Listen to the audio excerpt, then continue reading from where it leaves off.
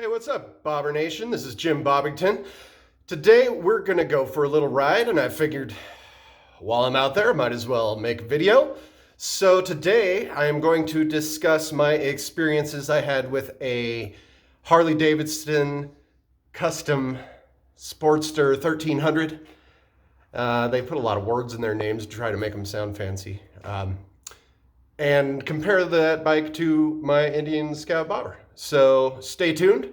We're gonna go over that real shortly as soon as I get out on the road.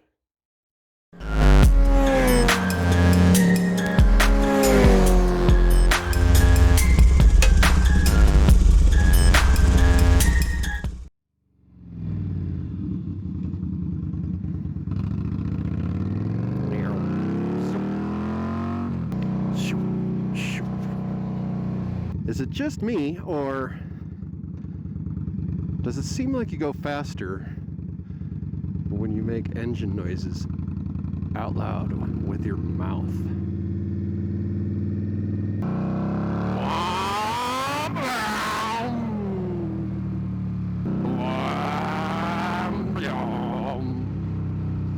I don't know, but it makes it more fun either way.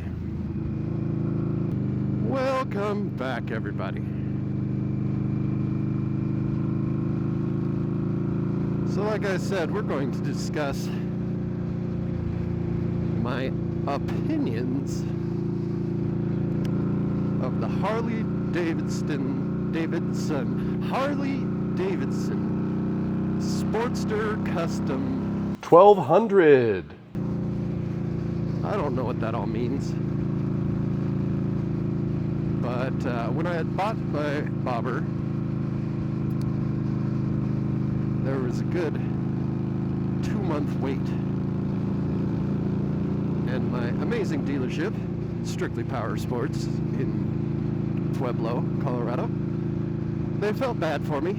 They were doing everything they could to get me my bike, but in the meantime, they were like, come down, pick out something out of our used inventory. You can ride that until your bike gets here. So I was like, sweet.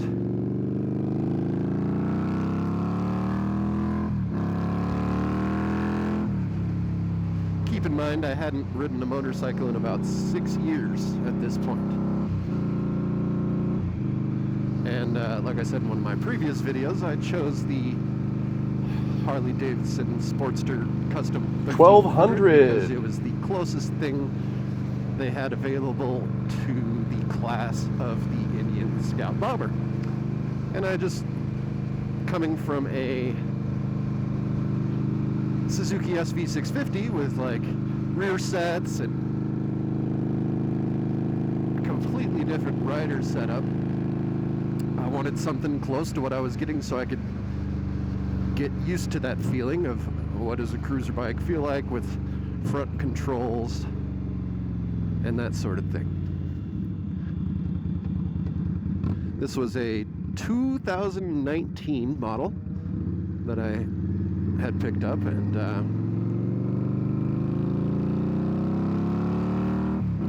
my very first impressions of it were, how is this thing only 2 years old? Not even 2 years. It was September 2020. Hello, everybody.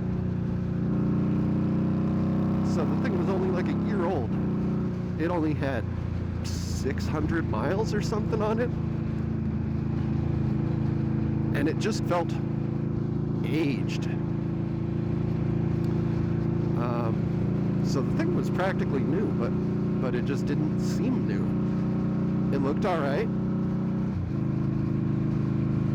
And again, I'd never ridden a Harley, never been a fan of them, but never had any reason to dislike them necessarily.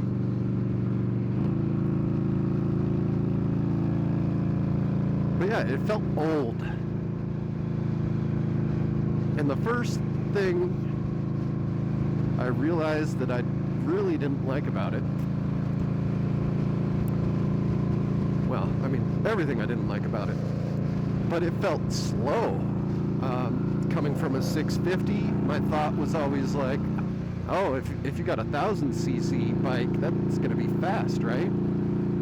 If my 650 is quick, a 1,000cc, heck, 1,200 bike should be real quick. No, that thing was slow as balls. And it felt like there should be more in it, and there just wasn't. It fell dead very early in the RPMs. And that surprised me. I expected a lot more out of that. Another weird thing, maybe insignificant to some, but your normal motorcycle has left and right turn signals at your left thumb, which makes sense. Your right hand is always busy throttling, and it doesn't need to be tasked with anything else, because you got to be holding onto that throttle.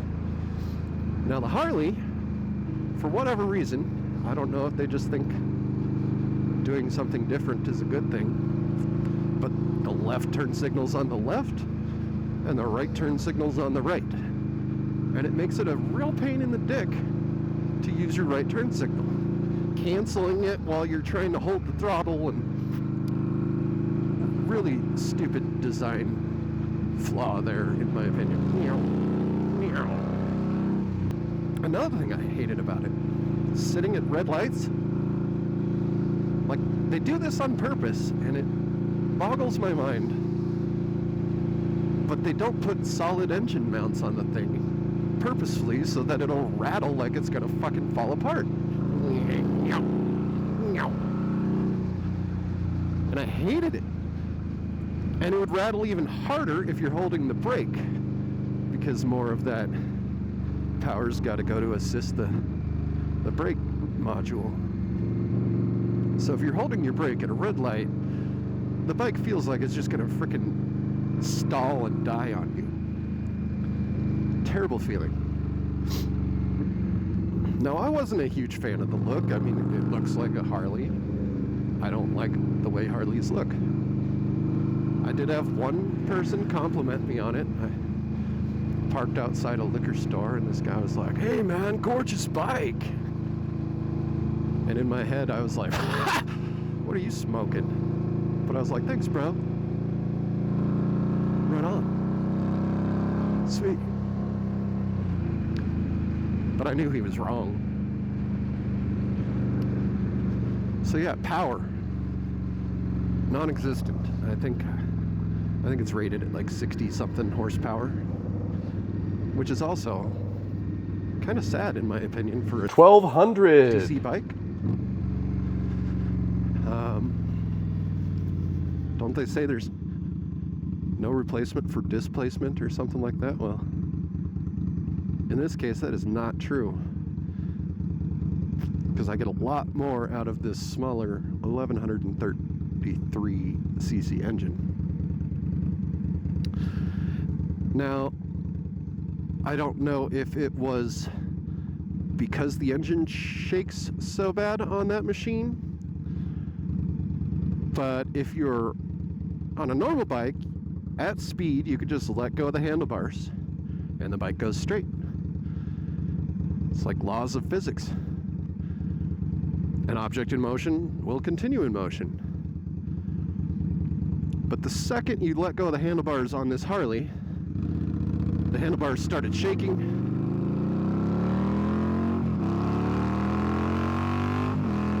Like the bike wanted to fold in on itself. I mean, look at this, perfect. No issues there. But the Harley, you could not let go of the bars or it would start wobbling and you'd soon be completely out of control and fall over.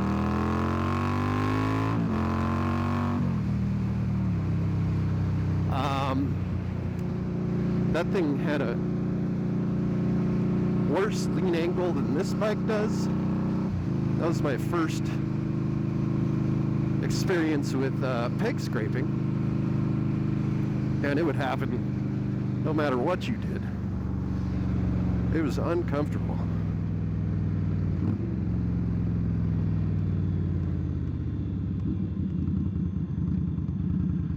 There's just nothing about that bike that I liked. other than the fact that it was a motorcycle and I was able to get back out and start riding again. Now I thank Strictly Power Sports immensely for giving me the opportunity to ride any of their used inventory. And I think that was a baller move on their part. I put about 600 miles on that Harley in about a month and a half. It was fall at the time, so every day was not a riding day. It was getting colder. But yeah, not a great experience with that bike. And every single thing about this motorcycle is hands down better than that Sportster. And I'm so glad I got this bike.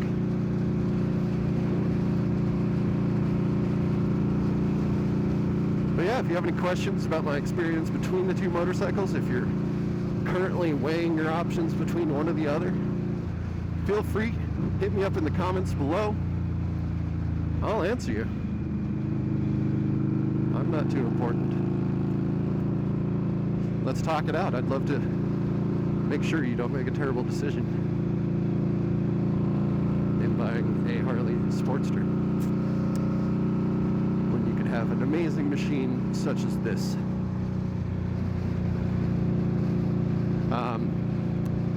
When I picked that thing up, I had to drive all the way from Pueblo to Castle Rock, so that's around about a 2-hour drive. And there's a long stretch of highway just like this with passing zones and things like that. There wasn't a single passing zone that I ever felt confident I could overtake the guy in front of me with that bike. Not a one. So I just had to take it easy. It wasn't fun. And I just had to sit behind traffic the entire time because I couldn't do anything about it. Now this bike here, plenty of passing power. No issues. I can pass anybody, anywhere.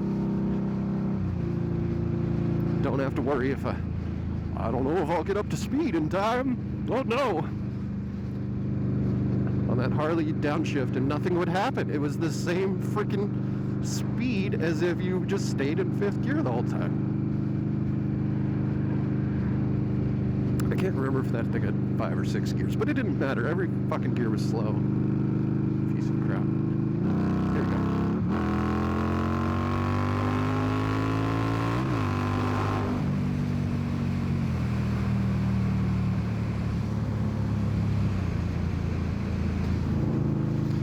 Like I said, plenty of passing power. Nice of all those guys to stay in the left lane when that sign clearly says slow vehicles, get in the right lane, you sons of bitches. But I get it. I'm not too cool to pass on the right.